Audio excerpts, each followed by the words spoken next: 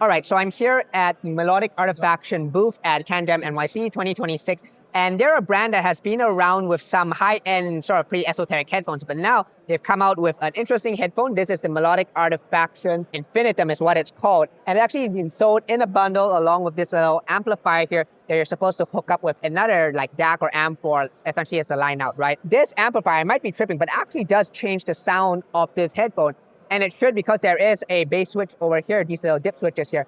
Except I actually don't like that amplifier sound. I like my trusty Q7 a little bit more. I think it makes it sound a bit odd when you have the bass switch engaged. It sounds a little more hollow. Anyway, sound quality of this headphone itself. This is a headphone that I want to like, okay? First off, when I put it on my head, it sags down a little bit. You can see that I have to hold it up a little just so it fits on my head. But if I do that, the sound quality is quite good. I heard a prototype of this way back in like October at Toronto Audio Fest, and that was bright as sin, okay? It was very bright. It's just hard to listen to. This one is significantly toned down in that region, which is great.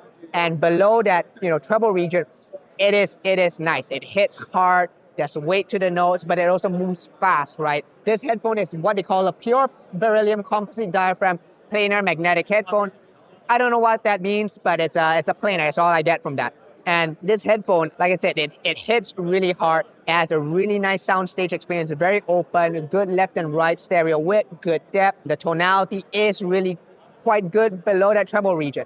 As you do get into the treble, though, there is some harshness in the mid-treble, lower treble region that can manifest as sibilance. It can be a bit hot in there, not painfully so, but it is peaky for sure. But outside of that, like I said, I do like the sound of this headphone. It does feel like a lean, hard-hitting, high resolution type of headphone.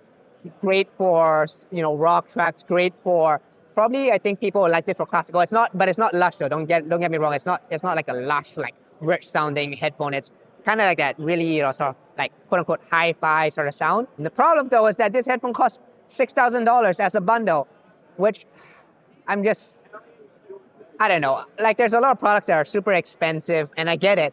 But what makes me sad about this costing $6,000 is that I want to recommend this headphone. I want to say that, yes, you go try it. If this was $1,000 or $2,000, I say definitely go try it. It's a great headphone. Might not be for everybody, but definitely one to check out.